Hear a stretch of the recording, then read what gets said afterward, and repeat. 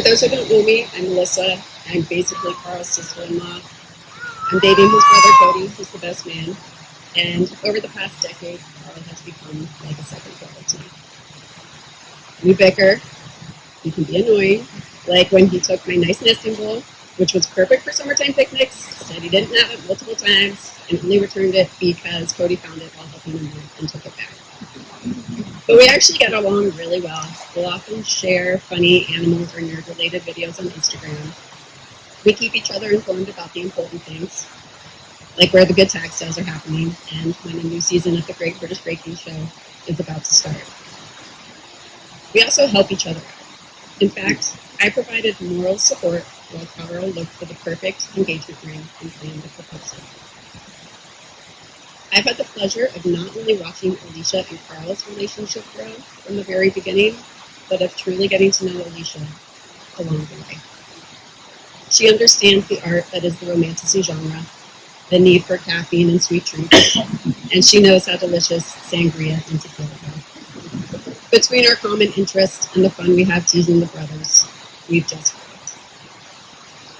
The four of us have spent plenty of quality time together. We frequently take turns hosting a game night.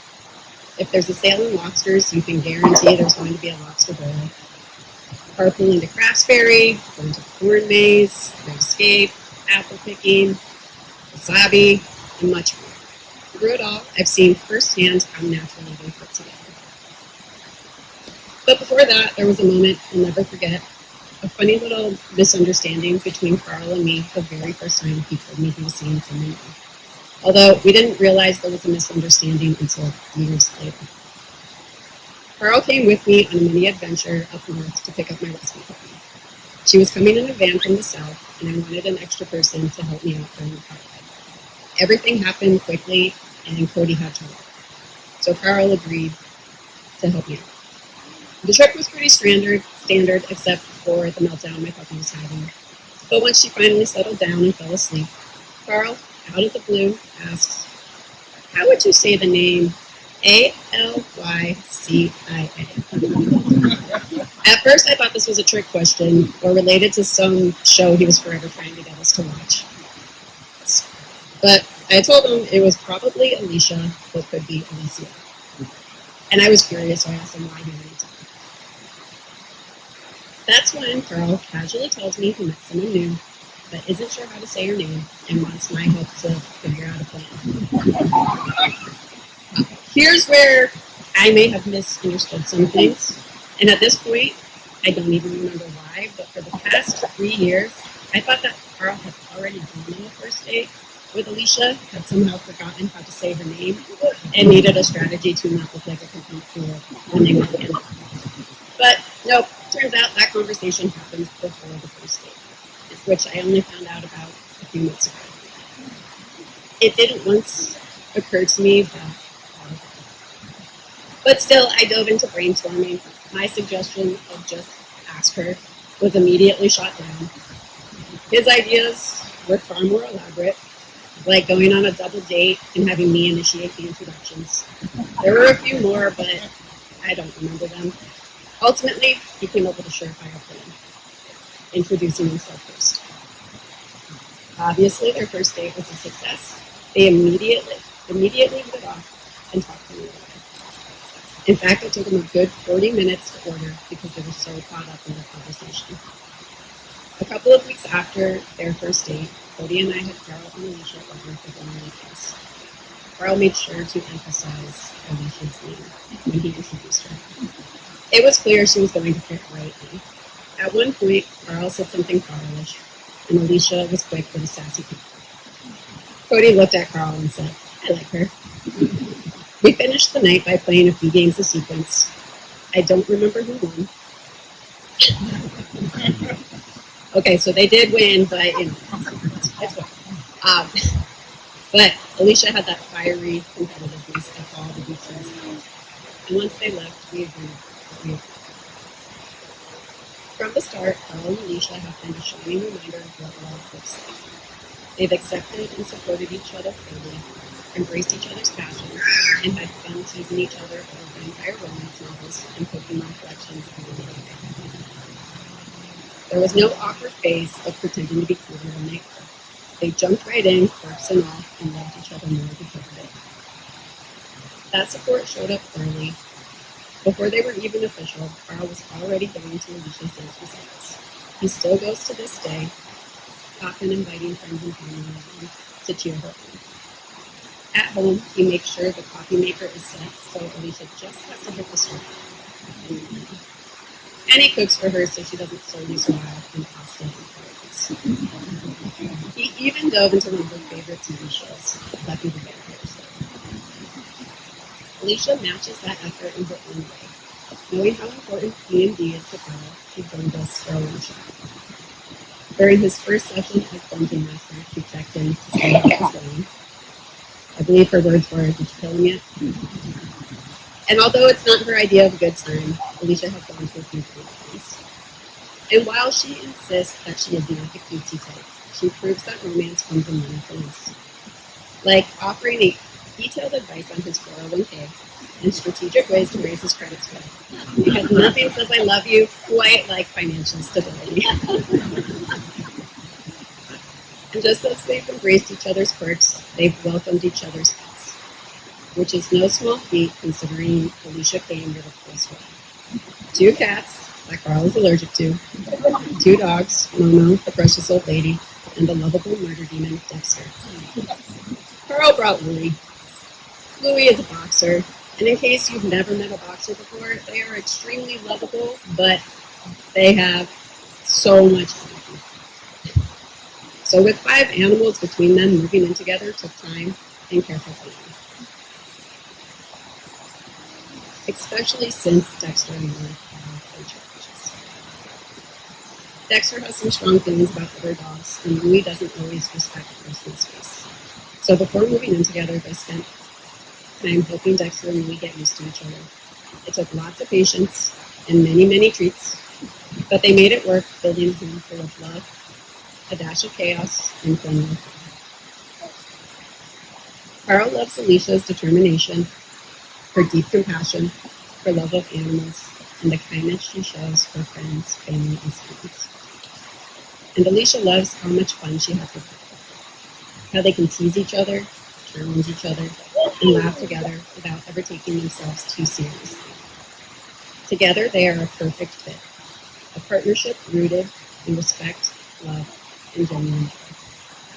Today, we are not just celebrating their love, we are witnessing the ongoing choice they make to stand beside each other every single day. And now, in honor of that promise, and as a meaningful nod to the unity candle Alicia's parents included in their own wedding, Carl and Alicia have chosen a unity ritual of their own. Since a candle doesn't quite suit an outdoor ceremony, they've embraced a tradition just as symbolic as theirs: hand fasting. Hand fasting is an ancient tradition found in many cultures around the world. It's a physical symbol of the vows they are making. Carl and Alicia, as your hands are bound, so are your lives. These cords are not meant to bind you in restriction, but to symbolize the strength of your connection. The promise to walk through life hand in hand, no matter what comes your way.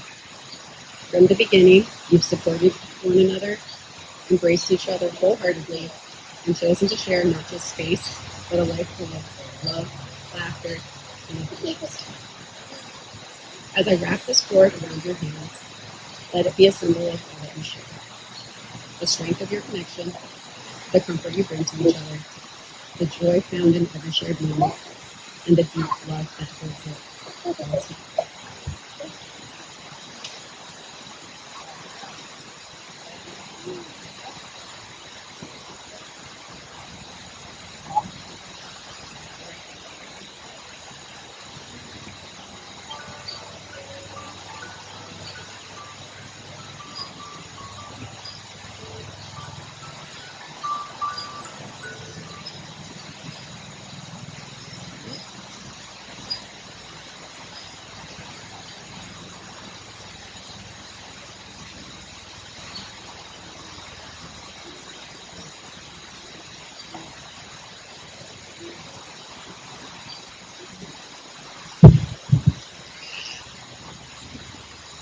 These are the hands that will hold you when you are weak and lift you when you are strong.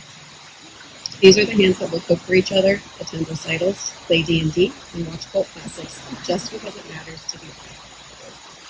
These are the hands that will build a future, weather storms, and celebrate milestones together. Let these words be a reminder that even as life changes, the two of you remain connected, not just by this ritual, but by the daily choices to love, respect, and support one another. And now, with your hands bound and your hearts joined, I ask, do you, Carl and Alicia, promise to love, honor, and respect one another, to share your lives openly, to support and encourage each other through all of life's joys and challenges, and to build a home filled with laughter, kindness, and love?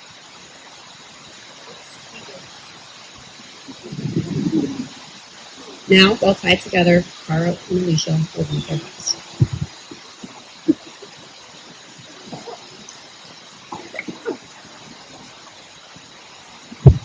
Carl, you're up first. Alicia, I can't live without you, not because I'm weak, but because you've become a part of me, of who I am. You're the reason to fight, to dream, to believe. Together, we're unstoppable. Together, we're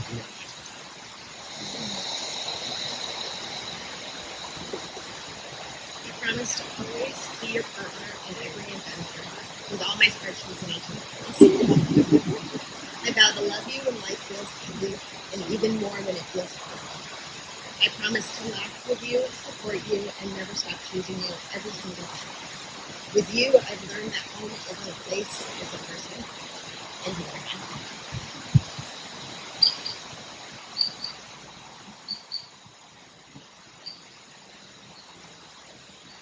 Then, with these words and this binding, your hearts and your lives are now woven together as one.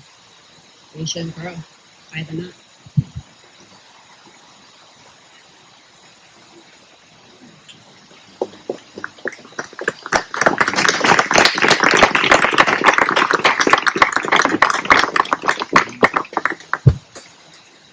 Before we move into the ring exchange, I want to acknowledge a quiet but meaningful moment that happened as you all arrived. The wedding bands were placed on the table near the entrance, along with a sign inviting you to take a moment to hold them and offer well wishes for Carl and Alicia.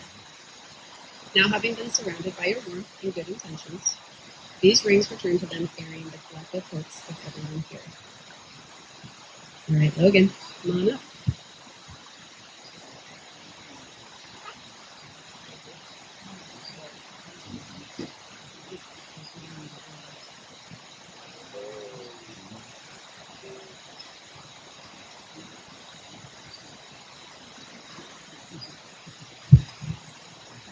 Carl.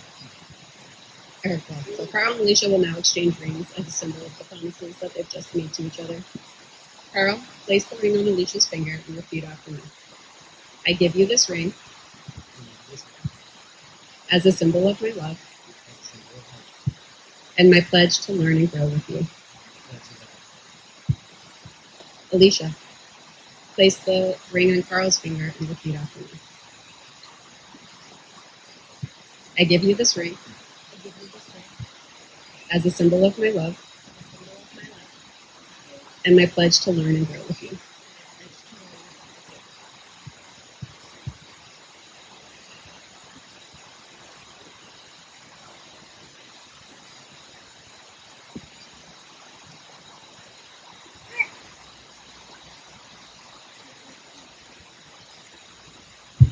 Now, Carl and Alicia, in front of your loved ones and by the authority given to me by the state of New York, I pronounce you husband and wife. You may kiss. For